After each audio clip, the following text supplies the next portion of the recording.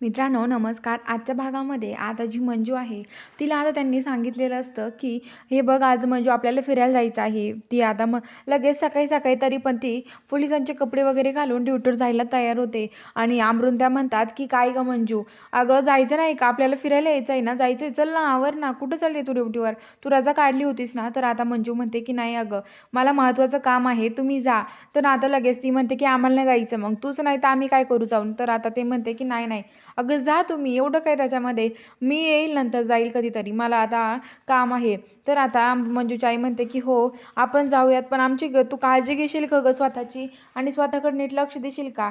हां, आणि खाशील वगैरे वगैरे टायमावर खाशील का?" असं म्हणत असतात. तर आता तेवढ्यात ते आता लगेच मंजू म्हणते, की "हे बघा, मी 3 वर्ष एकटीच राहिलेले आहे, त्यामुळं मला माझी एकटी राहण्याची सगळी सवय आहे. तुम्ही काळजी करू नका माझीवाली." असं म्हणते.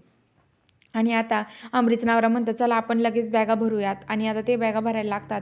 तर आता इकडं जी मंजू आहे ती आता सत्याच्या घरी जायला निघते, कारण की आता तिला सत्याला भेटायचं असतं आणि ती सत्याला घेण्यासाठी जाते. तर आता लगेच ज्या मम्मी साहेबां त्या आहेत, तर तिला अडवतात. तिला आतमध्ये जाऊन देत नाही. त्या म्हणतात, की "आतमध्ये आम्ही तुला जाऊन देणार नाही आहे, काही झालं तरी." तर आता चित्रकारांत ते म्हणतात, की "माया ती ड्युटीवर आली आहे. ती सत्याला भेटायला नाही तर तिची ड्युटी करायला आली आहे इथे." असं म्हणते आणि आता त्याला जाऊन देते मंजूरमध्ये.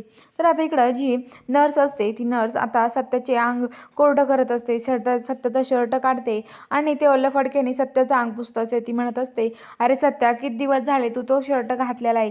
तुला कसं वाटत नाही का? थांब, मी तुझा तो शर्ट बदलून देते." आणि त्याचा शर्ट काढते आणि ओलं फडकं घेऊन येते आणि त्याचं अंग पुसत असते. ती म्हणते, "तुला अंघोळ नाही करता येणार, पण मी तुझं अंग कोरडं ओल्या फडक्याने पुसून देते. तू काळजी करू नको सत्या." असं ती सत्याला म्हणते आणि त्याचं अंग पुसत असते. तर आता लगेच सत्या पण ते तिच्याकडून अंग पुसून घेत असतो. तेवढ्यात जी मंजू आहे ती सत्याच्या रूमचा दरवाजा उघडते आणि आतमध्ये बघते तर काय, जी नर्स आहे ती सत्याच्या पूर्ण जवळ गेलेली असते आणि सत्याचं अंग कोरडं करत असते. तर ती म्हणते, "बापरे! काय चाललंय हे सत्या?"